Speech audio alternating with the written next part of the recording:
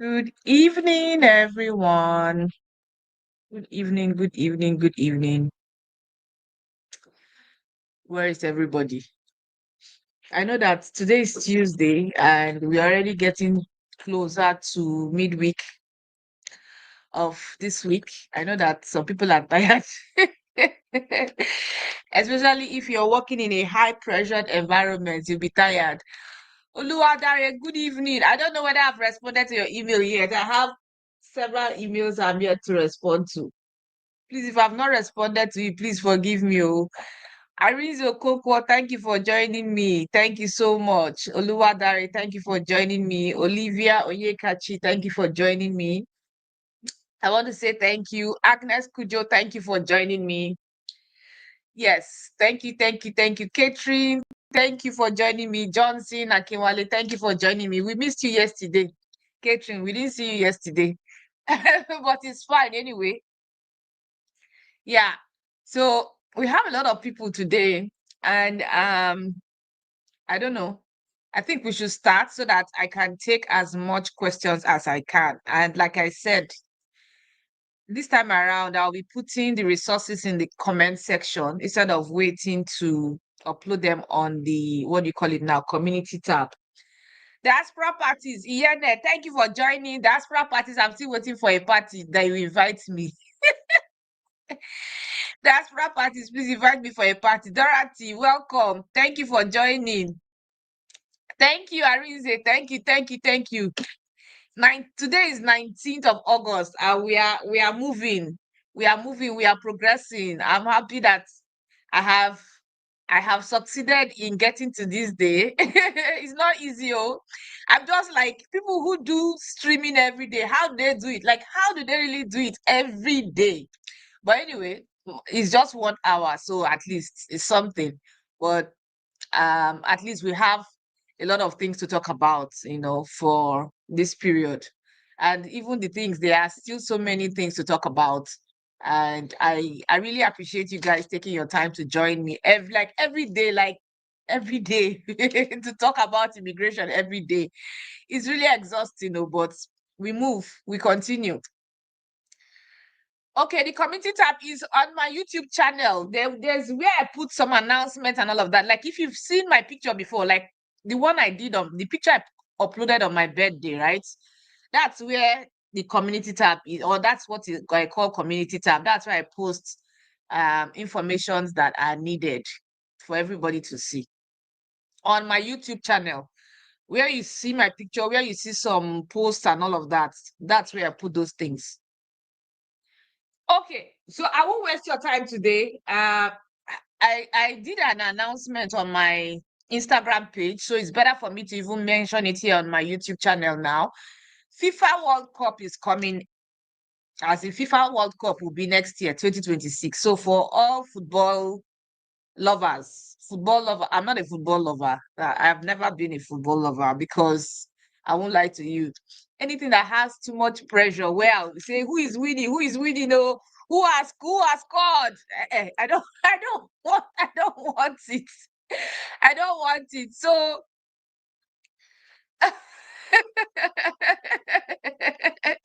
thank you, Mama Adibora. They should not come for me. Oh, thank you so much. Please, they should not come for me.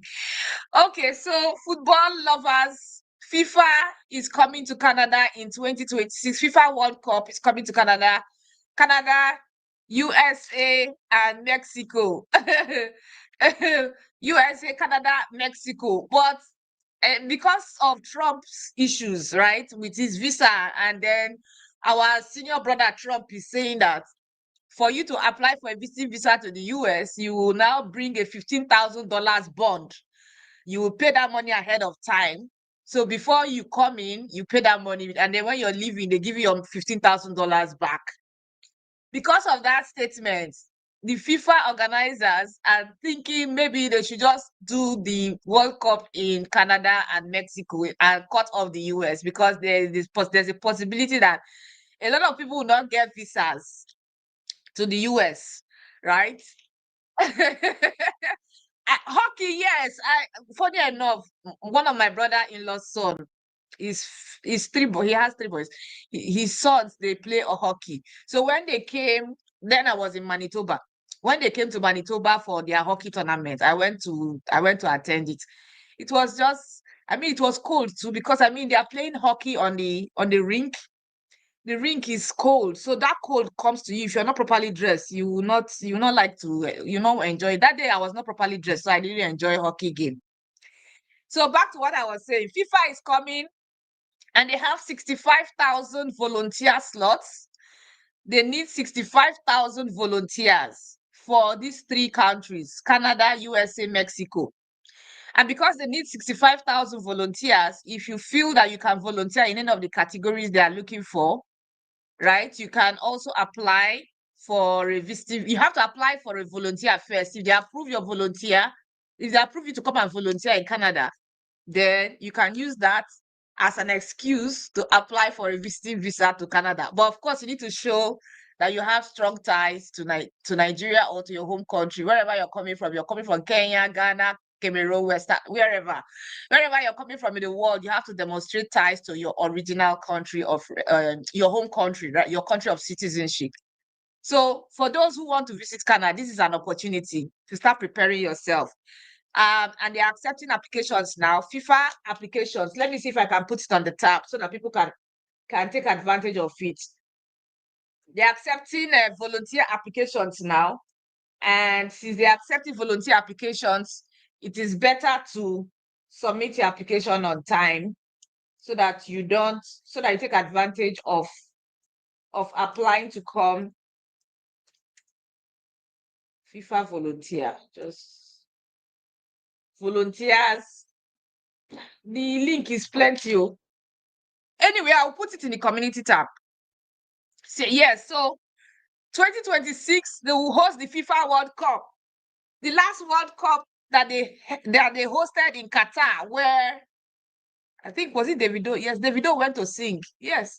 Who knows whether they will bring Davido or Burna Boy to come and sing. Anybody that will attend, please, I want to let me know so that I will ginger myself to attend the closing ceremony, or is it the opening ceremony? I don't know. I'm not a football person, like I said.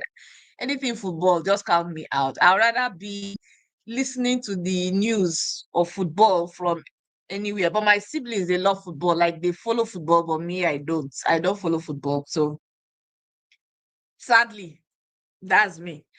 Okay. So today, instead of me wasting your time talking about FIFA, I just said it's an opportunity for people to use to apply for visiting visas, especially those who do not have anybody to give them a letter of invitation. If you don't have a letter of invitation to come into Canada, use FIFA invitation or FIFA volunteer, whatever. If they give you a volunteer slot, use that to submit your application for visiting visa to attend the FIFA World Cup for 2026. Okay, so today we are talking about Prince Edward Island. Prince Edward Island is the tiniest province in Canada. Very tiny province. I have been there, and it's actually separated. Like, you have to cross a river. I think last year around this that reminds me. Around this time last year, I did a road trip. I said I was going to do a road trip. Oh, Catherine, that's nice. No, I don't like football. I don't like the pressure that comes with football. Okay, so I did a road trip to PEI. My plan was to do PEI, Halifax, and from there to I think I did a map. My plan was to do a road trip around Canada. Let me now confess to you guys. That was the original plan, to do a road trip around Canada for 2 weeks.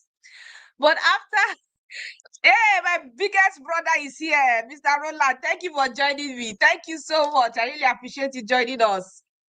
So I did a road trip, and by the time I got to Halifax, I was tired. I just said, let me come back home because I don't want to die on the road. I went to Prince Edward Island, went to Holland College, saw University of Prince Edward Island, and saw the Confederation. Is it, what do they call it now? Confederation, whatever. It's a very small province. I didn't really go out that much to see how beautiful the place is, but it's just very small, like small province. So Today, we are talking about how people who are living and working in Prince Edward Island can position themselves for PR, considering the changes, immigration changes that is going on.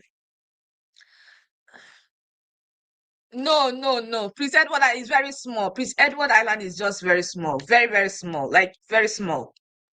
Very small. It's not the size of Lagos or Anambra. No. I can't even call. I don't know which state I can. Maybe Bayelsa. Maybe Bayelsa State. Something like that. I don't know, but I think it's very small. So PEI, Charity, I'm fine. Thank you. I'm fine. So let me continue. So Prince Edward Island, for some years, they have been a very closed province. What I mean closed province, closed in the sense that their getting the provincial nomination from outside Canada is absolutely difficult. And then they were restricting the nomination to only people living inside Prince Edward Island. And now they are still doing the same thing. I think was it not last year, they removed certain sectors. They said certain sectors were not eligible to apply for provincial nomination in Prince Edward Island. And a lot of people carry placard. They were doing hunger strike, saying that it was not good for PEI to just come and change the rules, especially because they felt they were now eligible to apply. And now PEI just changed the rules. And when I traveled that time, I also saw where they were doing the hunger strike. Like you could see their, what do you call it? Their tent. They put a tent by the roadside. They were just sitting down there and, carrying their placards and telling the PEI government that it was not good for the PEI government to change the rules. And funny enough, as of last year, RCC had not even cut the provincial nomination slots because the PEMP slots were cut this year. But as of last year, they still had enough slots. So I don't know why they decided to remove people who were working as sales and restaurants, restaurant supervisors, I think so, sales and all of that. There were certain occupations that they removed. I don't know why they did that when they were still having enough provincial nomination slots. But anyway, since they did that, they are now prioritizing just few occupations. And they also have, I think there was a time I did a video where I said you could create your expression of interest in Prince Edward Island. You could do that if you're outside Canada. You can create your expression of interest for PEI, but I've never seen someone that was able to get invited, even if they created an expression of interest for PEI. So I never saw that. So, I mean, till now, they are still more or less a closed province. They are only prioritizing healthcare. They are prioritizing construction workers as well. Let me just quickly see if I can open their occupation in demand list so that I can call it out. So they have nurse aides as occupation in demand, transport truck drivers, construction trade helpers, light duty cleaners. Can you imagine? They are prioritizing light duty cleaners. Other laborers in processing, manufacturing, and utilities, material handlers, process control and machine operators, industrial butchers and meat cutters, poultry preparers, and related workers. So yeah, so that's what they are prioritizing right now for their occupation in demand. And typically, if you don't fall under these particular sectors, they might not even answer you.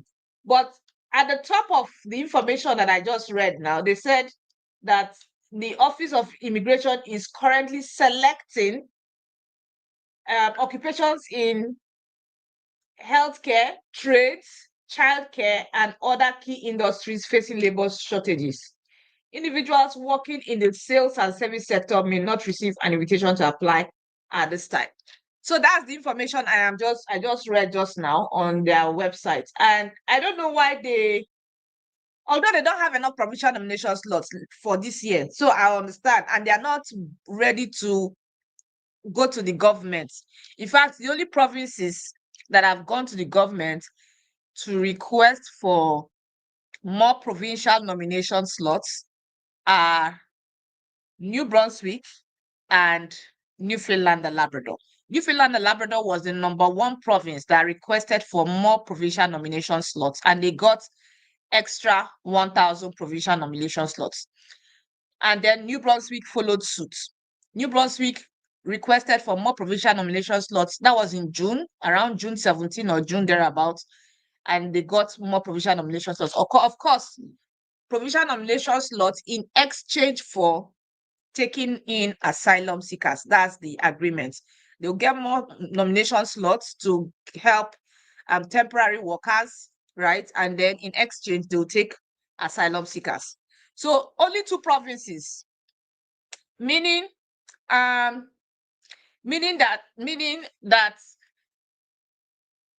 Nova Scotia, nothing. Okay, so I'll answer your questions. I'm trying to give you a summary of PEI. Then I'll go into questions. I'll try to wrap it up as fast as possible. So Nova Scotia, nothing yet. Which other province again? Alberta, nothing. In fact, Alberta, the government of Alberta actually did get opportunity to extend workers. They had the opportunity to extend workers, but they say they're not only going to extend healthcare workers. They are not extending any other workers. Every other occupation is not priority to them. It's only healthcare workers that they want to extend their work permits. So Alberta, Manitoba successfully negotiated the extension of work permit holders. Saskatchewan negotiated extension of work permit holders.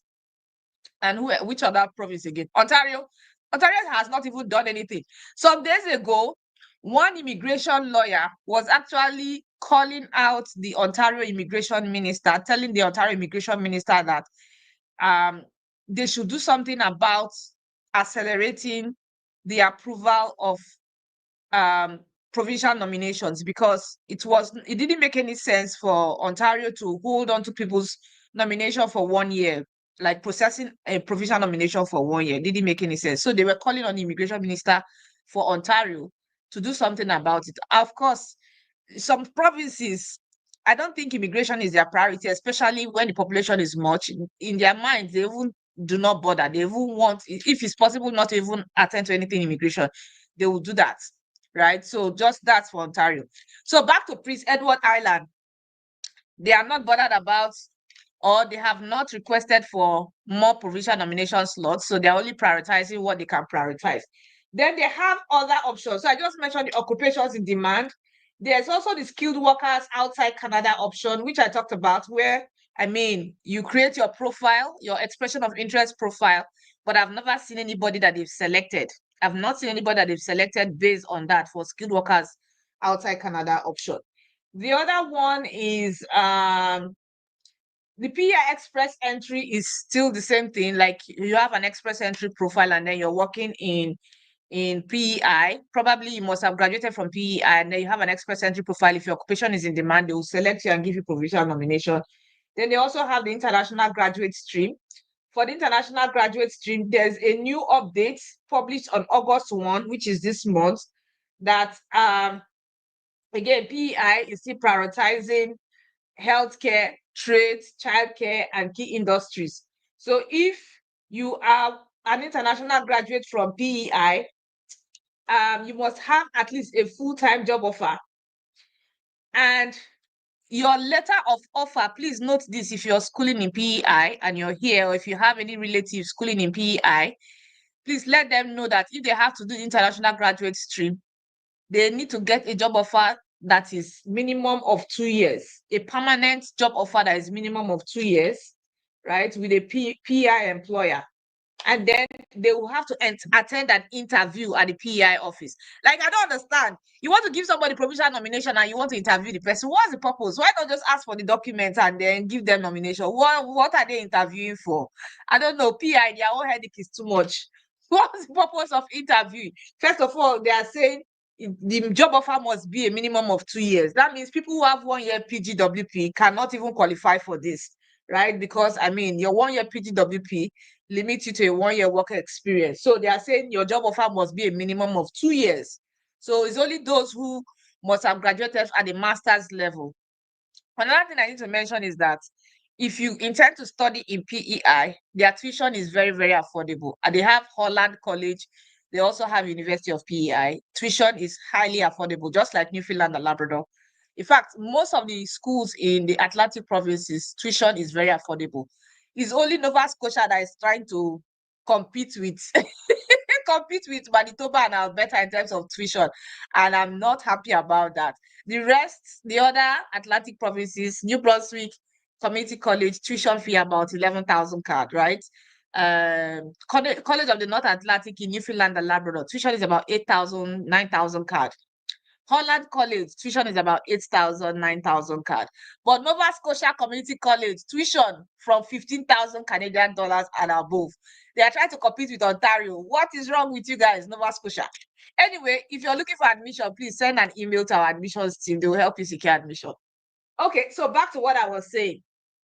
They are stressing people who have just 1 year work permit will not be eligible or might not be eligible under the international graduate stream because of that condition of minimum of 2 years, a minimum job offer of 2 years. If except the employer is willing to give them an offer that says, okay, yes, the job offer is beyond 2 years, then that's fine. Then they have to attend an interview at the PI office if required, right? And your employer must complete a workforce job offer document. Most of the provinces are always requesting for one form or the other from employers of temporary residents. So that one is also there. And then of course, the age requirement is long, which is fine. And that's it. Yeah. So that's it for international graduates. So I'm just like, I don't know why PI is just stressing somebody out for their provincial nomination pathway. So, and then they have the critical workers program. Critical workers program. Now, for the critical workers program, they've not, I'm just trying to look at, sorry, I'm looking at my other screen. Or let me just even raise it here, Seth. Let me just raise it here so that I can be looking directly and also facing the screen here. So they have the critical worker stream, but for the critical worker stream, they didn't list which occupations are eligible for the critical worker stream. They only just said tier 4, tier 5. Right? Tier 4, tier 5. But of course, they will have to refer you to the occupations in demand list because that's what they are prioritizing. Any of the occupations in demand, that's what they are prioritizing. Okay. They also have something for healthcare workers. They have something for healthcare workers, and if you're looking for healthcare jobs, you can also target Prince Edward Island as well. They are looking for social workers, respiratory therapists, registered midwives, psychologists, physician assistants, pharmacy technician, occupational therapists, medical physicists, medical laboratory technologists, clinical chemists. Those are the occupations under healthcare, and then registered nurses and practical nurses, all these other occupations, then physicians. Okay, so I've not really done a detailed review of the requirement for physicians in PEI for me to really talk about it, if they have a provisional license or if they don't have a provisional license to practice. So I read something today for Nova Scotia for medical doctors. They are hiring from South Africa, or they have a program for doctors who schooled in South Africa. That's Nova Scotia. They have a program for that, where if you schooled in, or if you have your license from South Africa, you'll be able to get a job offer, and then you'll be under the supervision of some doctors, and then something like that. You can use it to get your PR or whatever, and be working in Nova Scotia. So probably I will do a proper review of that particular pathway, especially for my South African followers. I don't know if I have any person from South Africa who is a medical doctor that is following me on this platform. If you know anyone, fine. But if not, I'll just probably do a proper review, a proper search for medical doctors from different parts of the world and the opportunities that are available for them. I know that British Columbia used to have something like that, where if you're a medical doctor, if you get a license from South Africa, you can easily practice that. They'll give you a provisional letter or the interim letter to practice or something like that as a medical doctor until you get your full license. I know for BC they used to do that. Whether they've stopped it, I don't know. But now Nova Scotia, they have something in place. And if you know anybody that has a medical license from Nova Scotia, I'm referring to medical doctors now, not nurses.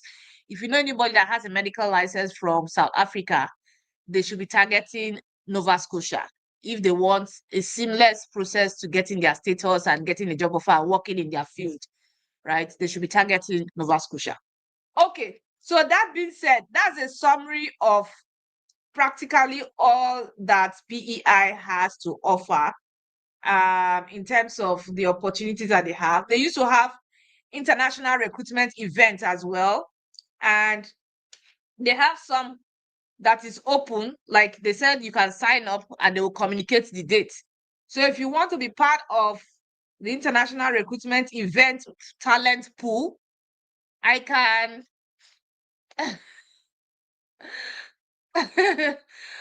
well, Catherine, well, I don't know the criteria. Well, they could have doctors from, if the doctors in SA are from Uganda and Zimbabwe, as long as they have experience practicing in South Africa, right? If they have experience practicing in South Africa, they should explore Nova Scotia. They should explore Nova Scotia. Yeah. Even if they are from Uganda or Zimbabwe, as long as they have experience practicing in South Africa, they must have gotten one or two documents to practice in South Africa. So they should explore Nova Scotia. Okay, so back to what I was saying. They have recruitment events. There's one particular recruitment event that is still open for everybody. They call it International Recruitment Talent Pool. It's still open. You can sign up and register, and then whenever they decide that they want to use or they want to invite you, you can go ahead. Peace on earth. Welcome. You've come again. Please, guys, I have one follower, or will I say someone that is disturbing me. Is the YouTube channel is called Peace on Earth. Let me put it on the screen so that you can see what the person is saying. How many times have Canadians asked you to stop encouraging people to come to Canada? At least 5 million are getting deported. You have no morals, lady. How cruel to give people hope. Please, oh, peace on earth, please. Peace be still to you. Peace be still, right? Just be peaceful, okay? Peace be peaceful. Yes, 5 million Canadians, and there are Canadians that are also immigrating to other countries, and those countries have not chased them away. There are over 1 million Canadians in the US, and the US has not chased them away. There are over 1 million Canadians outside Canada. 5 million Canadians outside Canada, they've not chased them away. So I don't know what you're talking about. Anyway, that's a distraction. Okay, so that's it for Prince Edward Island. So those studying in Prince PEI, those working in PEI, please take notes. If you're studying and working in PEI, take note of the rules around getting your, what do you call it now? Getting your provincial nomination. You have to position yourself within the sectors that they are prioritizing. They are prioritizing healthcare, they are prioritizing education, they are prioritizing construction. Anything that has to do with sales and services, they are not prioritizing that. Okay, so because of that, please try to pivot into an occupation that is needed. If you're not doing an occupation that is needed, I talk to people every day, and it's a problem. It's mostly a problem to be able to get provincial nomination. Okay, so I will.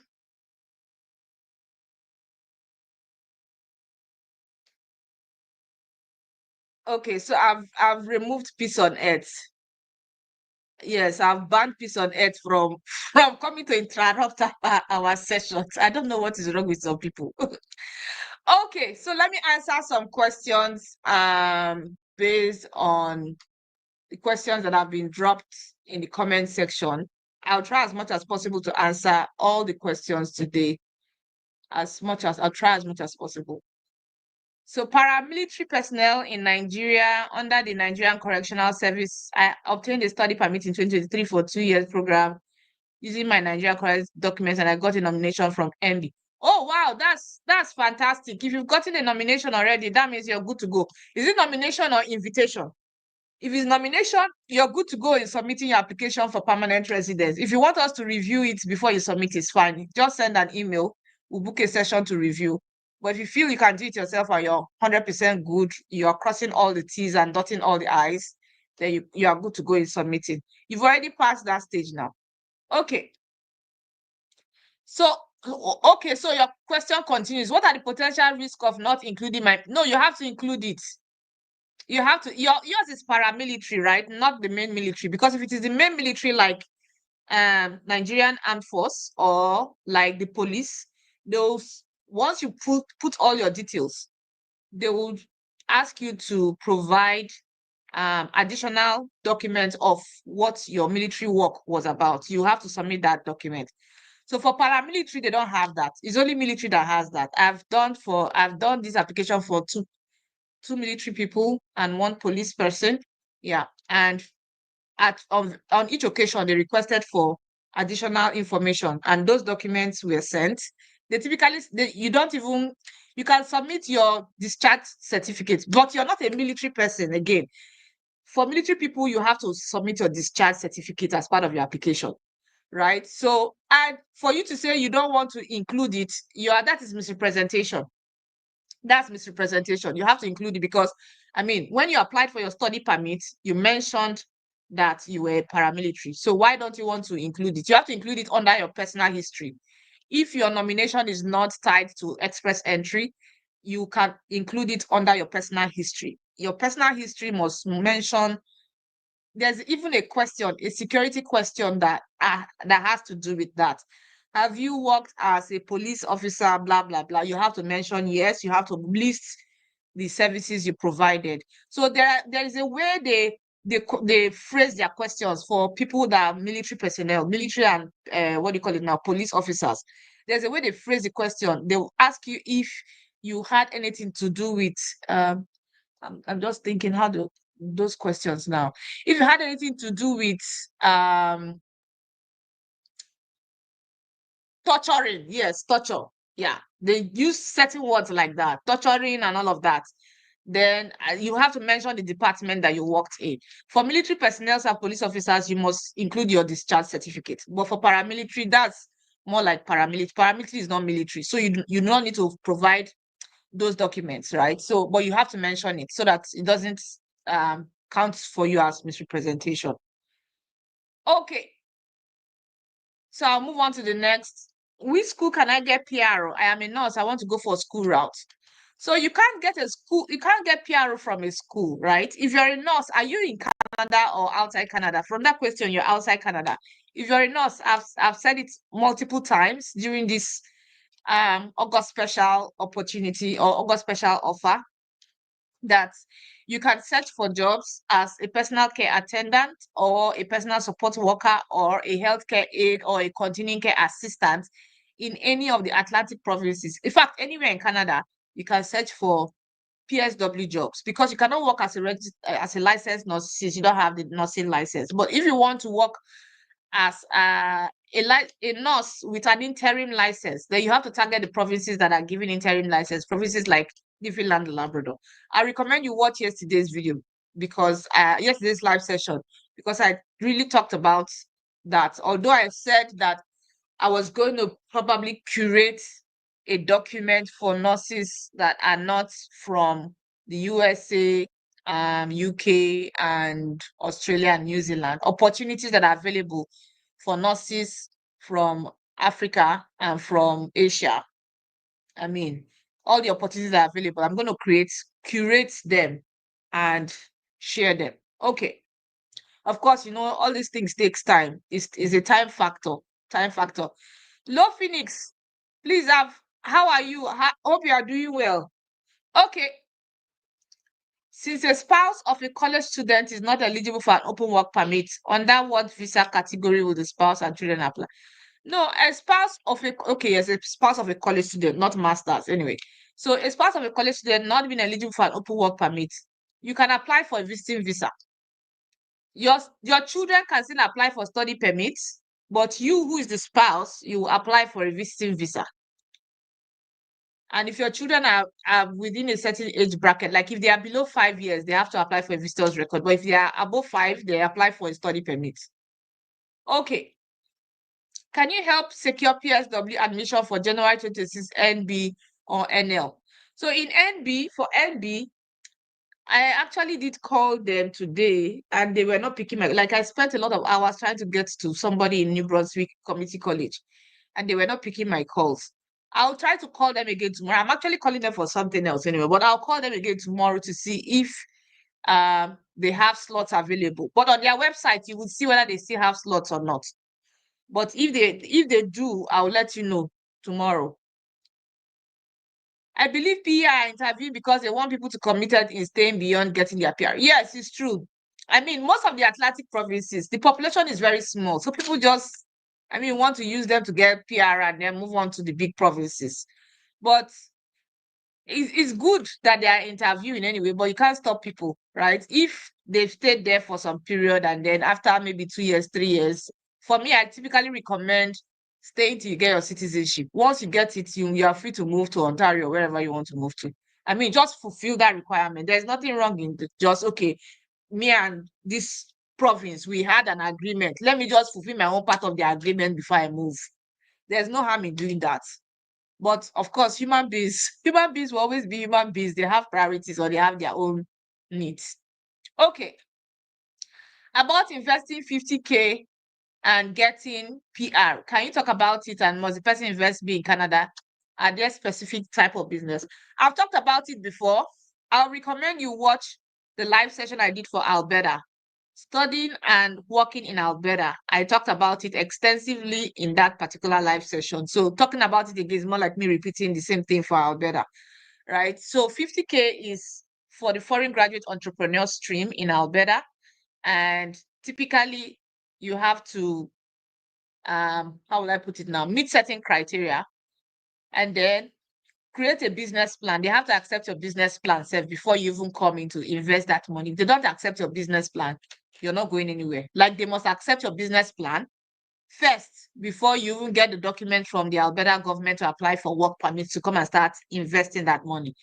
If they don't accept your business plan, you're not going anywhere. Okay. Hiring from South Africa. Yeah, I think I've already talked about this before. Okay. Which province is best for someone who is a teacher coming into Canada to study under education and get PR faster? So for education, I would say Newfoundland, New Brunswick. New Brunswick is prioritizing education. Alberta is also prioritizing education assistant as well. Ontario did that once last year, but I cannot use that one-time draw they did last year as a reason to say Ontario is prioritizing.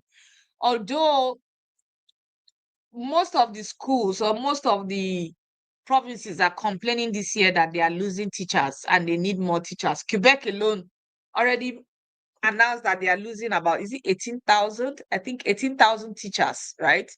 That's Quebec. Quebec made that. I saw that article. I read it some days ago.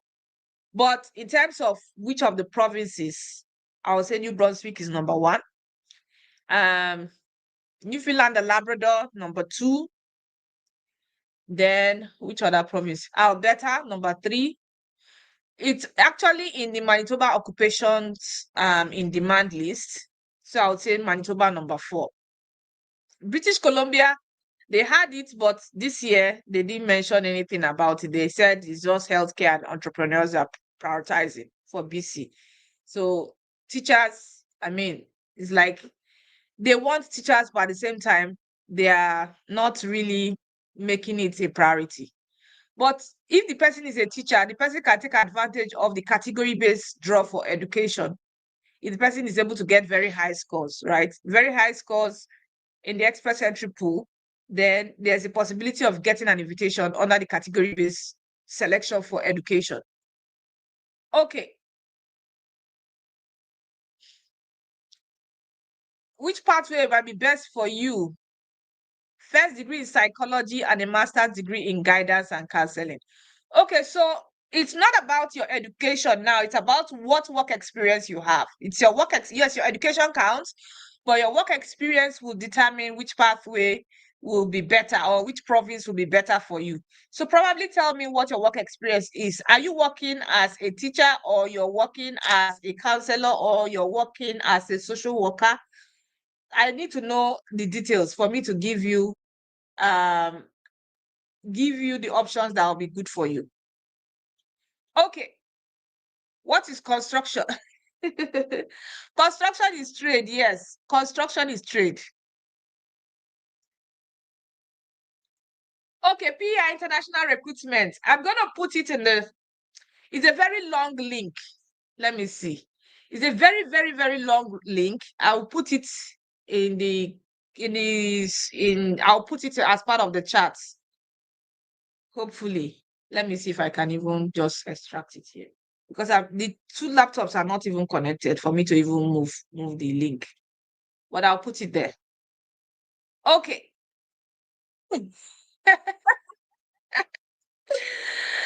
Hey, don't mind peace or whatever. I spoke peace to him, and I've blocked him from my comment section so that he doesn't come and start disturbing us. Don't mind. Some people just like they don't even follow what you're talking. They just jump in and just put nasty comments on you.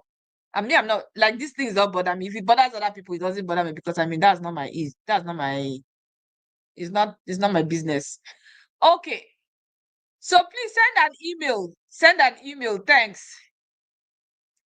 Okay, Catherine, I was advised that children should apply for visit visa as well to increase chances of securing the visa instead of study permit, especially when applying for a visit visa for the spouse.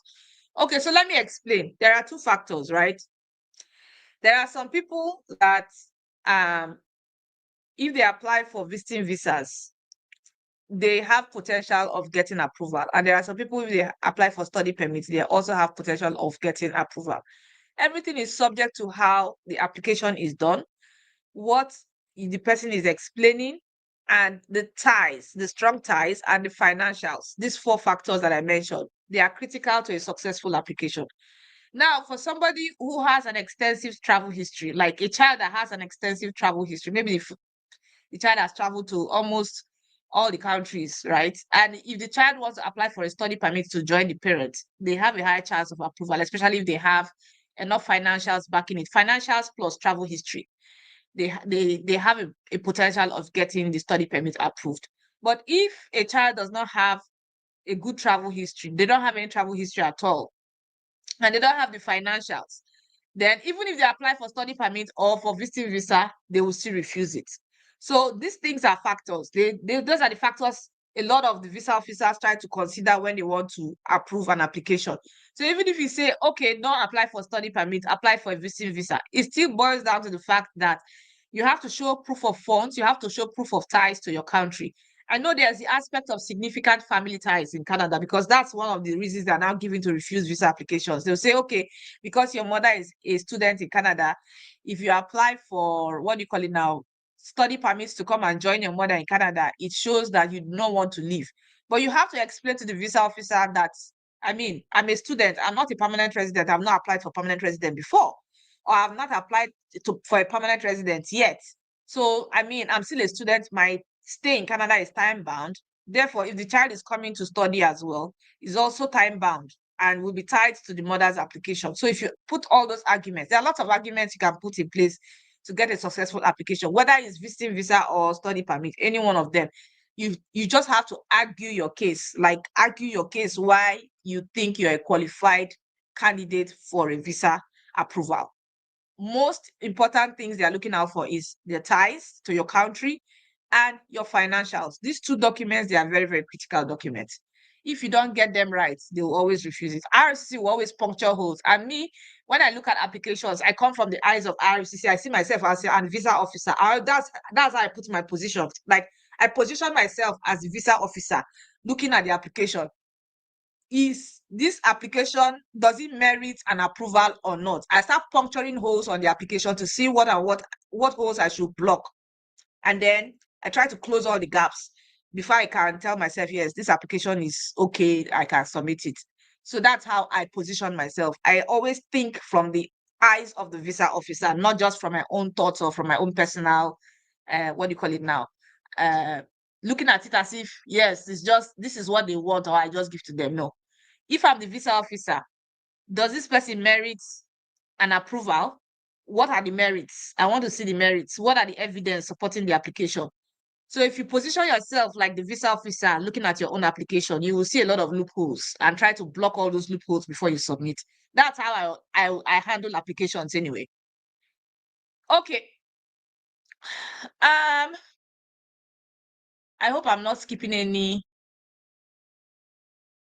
anyone. Yay. I didn't see your question, Mama. Please put your question again. Veterinarian with an MBA. They are looking for you in express entry. What's your age? Vet. Vet with an MBA. They are looking for you. In fact, Canadians love pets. Canadians love pets. When I was working in one of the organizations that I worked in, I think the second organization, my boss then, she had a horse plus a cat, and the cat was very sick, and the cat needed surgery. Do you know she took days off to fly the cat to Ontario from Manitoba to be there for the cat to have its surgery and then bring the cat back? And that was it way back in 2017. When I experienced that, my brain was just like, Jesus, too much money, too much money to fly a cat to Ontario for surgery. And the surgery is not cheap. It's not cheap surgery. This is a cat that they've already mentioned that the cat will, the lifespan of the cat had already reached his lifespan and the cat will die out of old age. But she didn't want to let it go. She was just looking for a way to still extend the cat's life, and had to spend a lot of money traveling with the cat. And funny enough, I don't know how like, I was just like, I didn't say anything to her. I was just consoling her because I mean she was moody all day because of the way the cat was not responding and she didn't want to walk.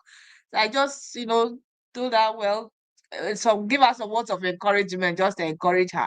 So vets, they are looking for people like you. Like, there are a lot of vet opportunities.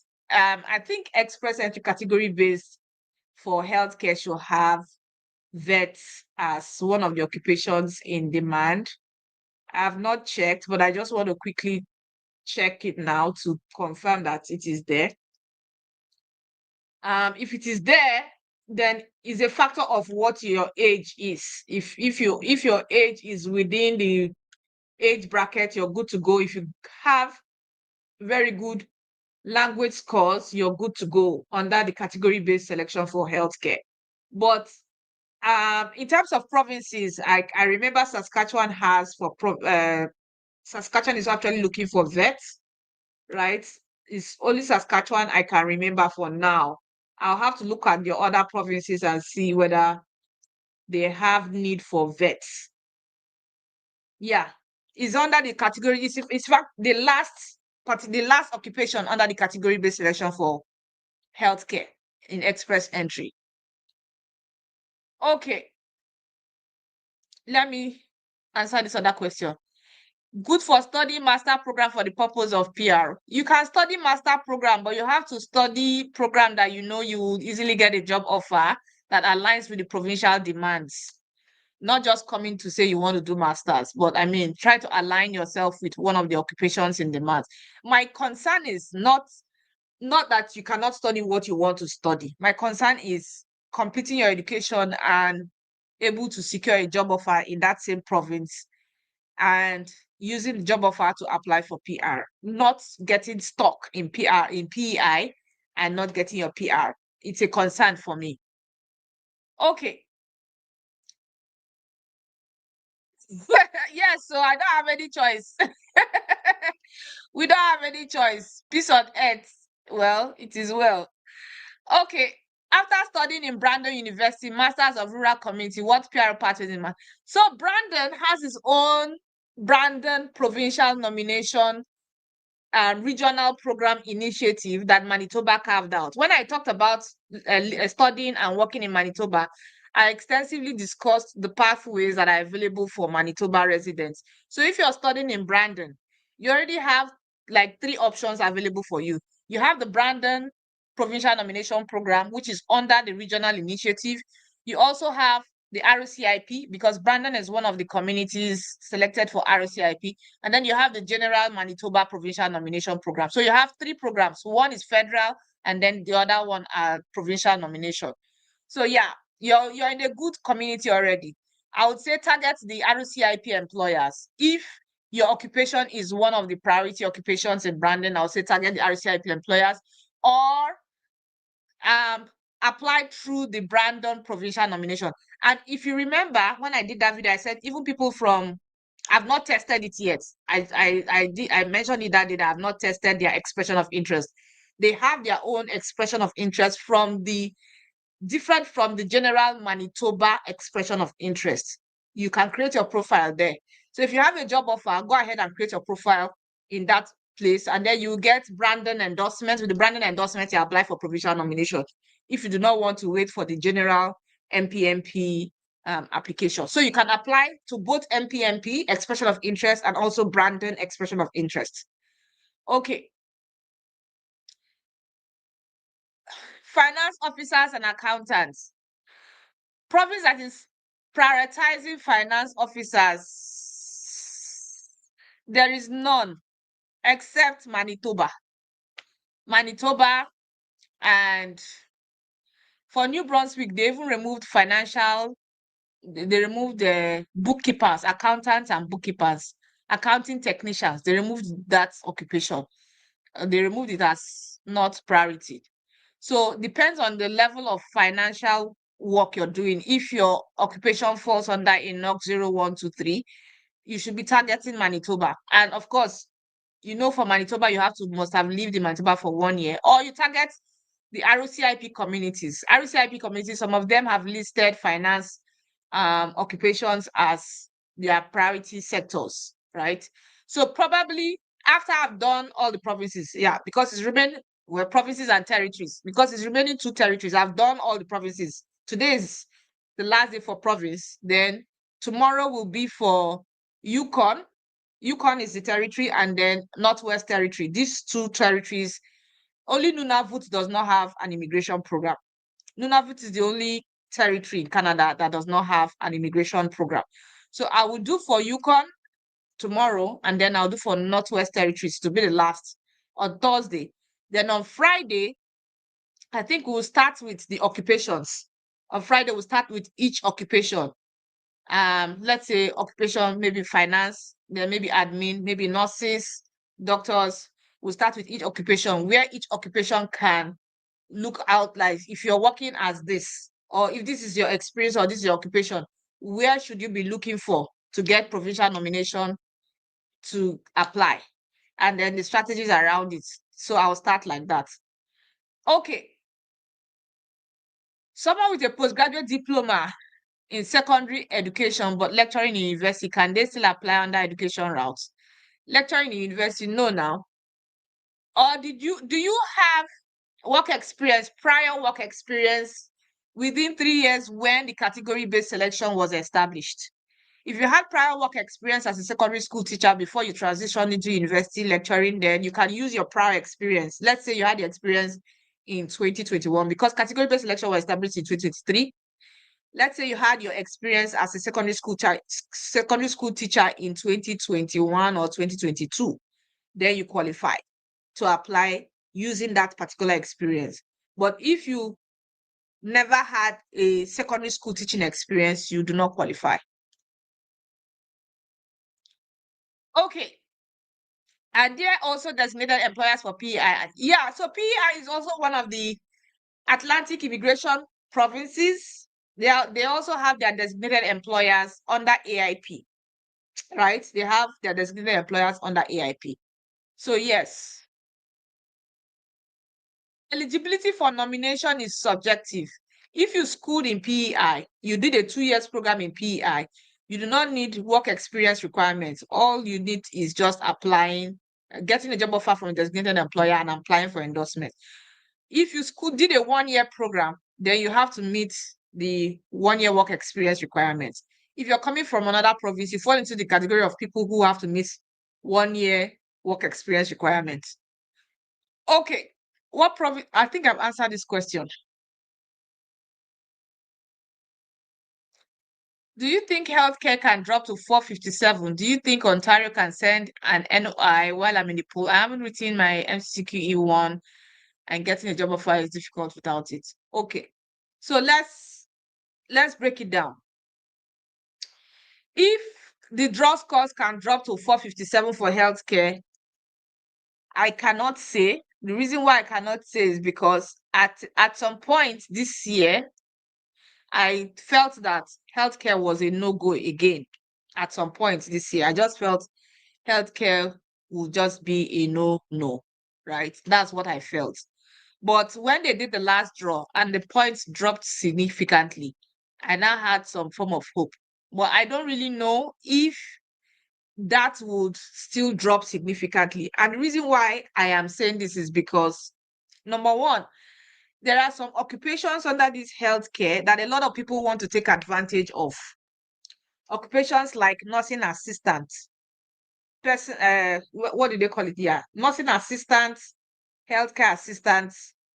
Yes, nurse aides, orderlies, patient service associates, NOC 33102, right? There are some occupations under this healthcare that a lot of people want to take advantage of.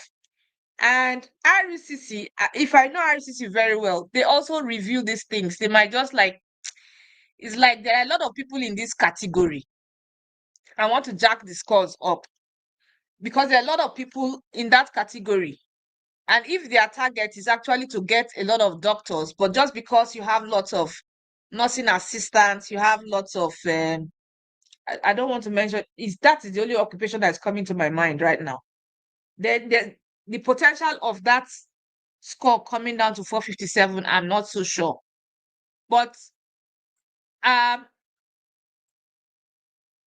Ontario sending invitation is not going to be feasible.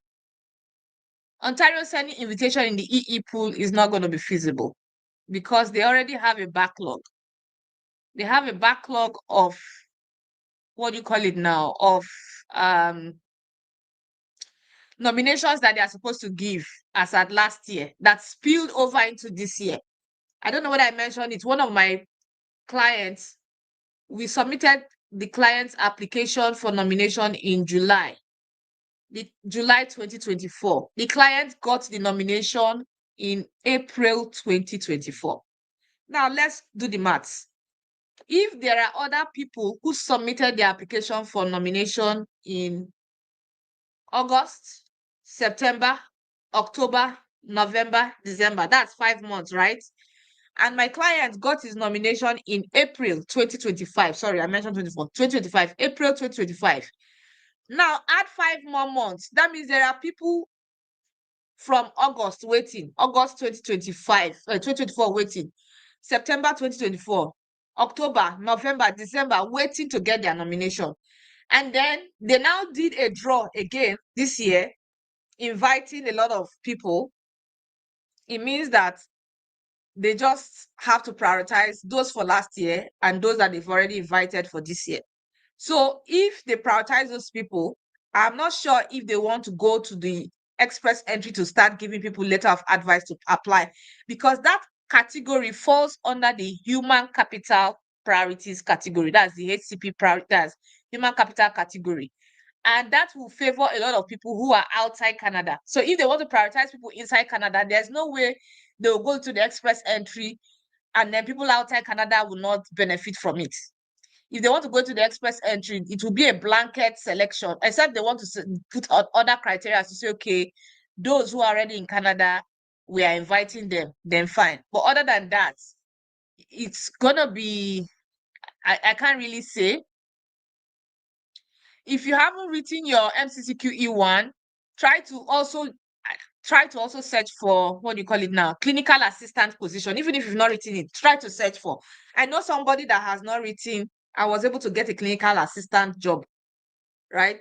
So try to get a clinical assistant job offer, or try to look for opportunities outside Ontario. When I mean opportunities outside Ontario, target Alberta. If you're able to get a clinical assistant job opportunity in Alberta, you go through the Alberta, what do you call it now, healthcare pathway. Okay. So hey, I've already gone beyond my time. Um, Vet, 45 years. Probably, since express entry might not be an option because of the age, right? Because of the age, express entry might except you want to have PhD and maybe have a combination of French and English to go through the express entry route. What I would recommend is job search in Saskatchewan. Search for job opportunities in Saskatchewan. But again, as a vet is also a licensed occupation, except you want to become a vet assistant. I don't know whether there's anything called vet assistant. I'm not sure. I've not seen anything like that, but I'm just suggesting if there's a vet assistant kind of job, you could search for those jobs. Then you work towards getting your license. So if you get a vet assistant job, then you can be able to apply for work permits to come in and work, and then you're able to use that to get provincial nomination. Okay. Yeah, so IRCC should employ me. I don't even want their employment. I don't want IRCC's employment. I don't want it. You know why? Because I don't know. I feel that they should have empathy. They don't have empathy. I feel RCC officers, they don't have empathy. There are some applications that they refuse, and you just like, what's wrong with this visa officer? Are you not seeing my explanation? Are you not seeing these documents? The, some refusals do not make any sense. Like even when you get the GCMS note, they don't make any sense at all. Like you just keep asking yourself, what's wrong with this visa officer? Were you having a bad day? Or you didn't sleep well? Did you close your eyes at all? Did you blink very well before to look at the application before sending the refusal? But anyway, that's what it is. Okay, Mama, what does it mean to have a Canadian temporary resident? Can somebody with such visa work or study without a work permit or study permit? So temporary resident is broad.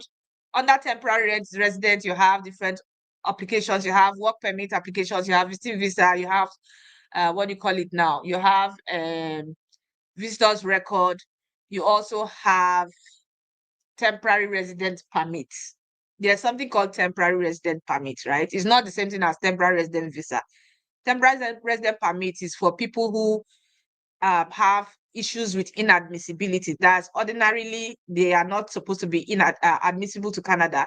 They will apply for temporary resident permits to allow them stay in Canada. Okay, so these are the visas that fall under this category, right? So if you apply for a temporary resident visa, depends on the category you're applying for. Is it visiting visa or work permit or temporary resident permit or study permit? Study permit also falls under temporary resident visa. Okay.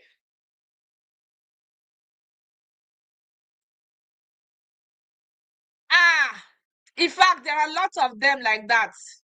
There are lots of them like that. I don't know how they are able to manage living with those kind of, and like, I mean, two cats is okay, but I mean 8 cats, for God's sake. 8 dogs and 10 cats. What are they doing? Are they are they trying to sell them? I know if it is Africa, I would know that some people are breeding for sale, right?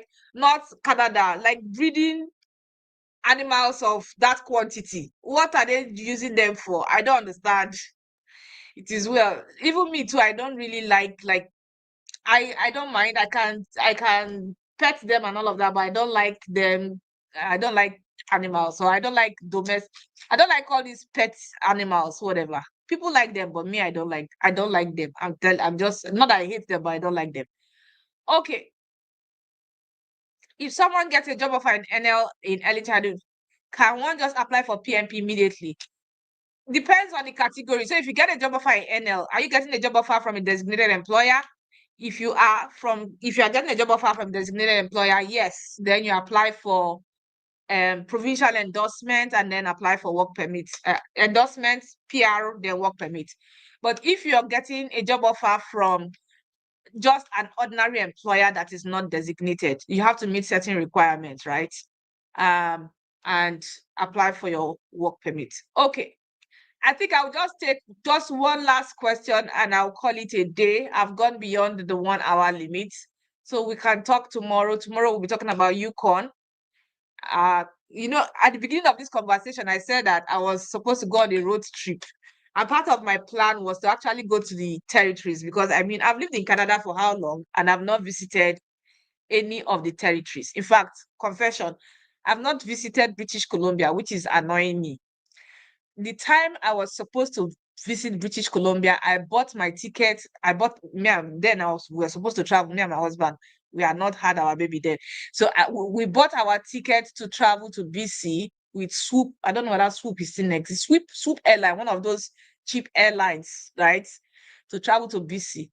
We were supposed to travel 1 week in March 2020, and then COVID happened.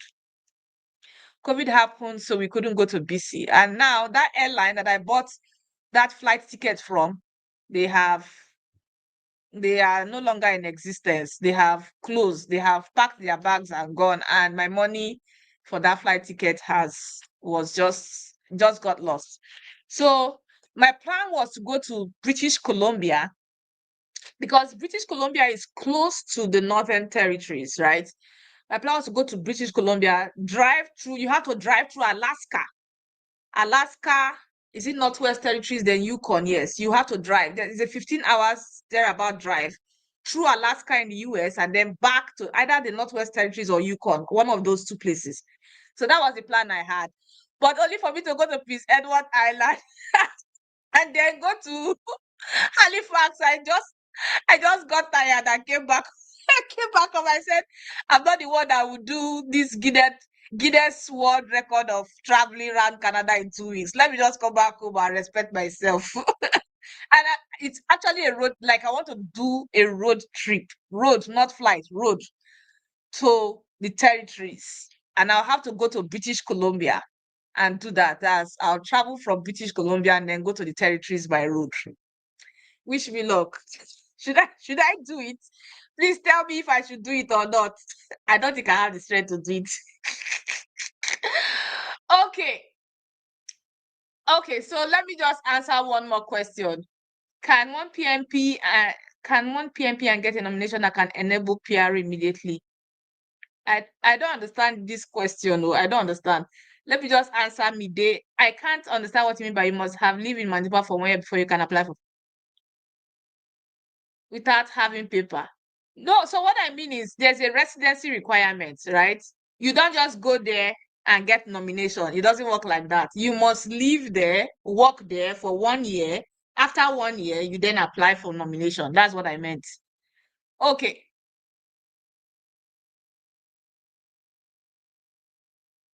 Okay, so you have to book a consultation. I have an August special offer that is going on. August special offer. Take advantage of that offer while we are having the session. We just have 11 days to go.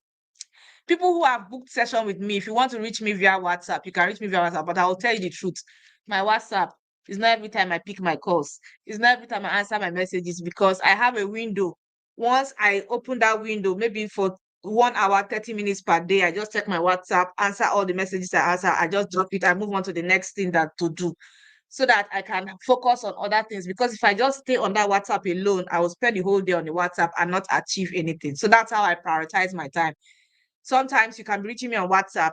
If I've closed the window for WhatsApp, except maybe I have nothing doing, then I can go back. But if I don't have anything doing, if I have something very pressing, I'll be focused on my laptop working on people's applications. Okay, so I think that's it for today. I want to say a very big thank you to all of you that joined me in this live session. I really enjoyed myself today. I don't know why. Talking about Prince Edward Island. I want to say a very, very big thank you. Yes, I'll put the link. Just give me some seconds. I'll put the link for Prince Edward Island, or I'll put it in the community tab. I'll put it in the community tab so everybody has it. Thank you so much for joining me. Thank you. I really appreciate all of you for taking your time out of your busy schedule. 1 hour, I mean, 1 hour is money in Canada, right? And for you to take your time to join me on this live session, it's not something I should take for granted. I really appreciate all of you, all of you, all of you. I appreciate all of you. Arinze, I thank you so much. I really appreciate you. Ada, thank you so much. I appreciate you. James Ojo, thank you. Catherine, thank you. My brother, my special brother, Roland, my biggest cheerleader, thank you. Mama, thank you. Rashidat, thank you. His special kids, thank you. Chinwe Uzokwe, thank you. His special kid, I'll talk about medical doctors, like how medical doctors from other countries can position themselves properly. I'll talk about it in this series before this month end. I know we just have about 11 days to go, but it's part of what I will prioritize. I think most of the um, occupations in demand, I will talk about how people can position themselves properly and dig out all the resources that are necessary for those pathways. All right. Thank you so much and have a beautiful evening and see you tomorrow by God's grace. Thank you.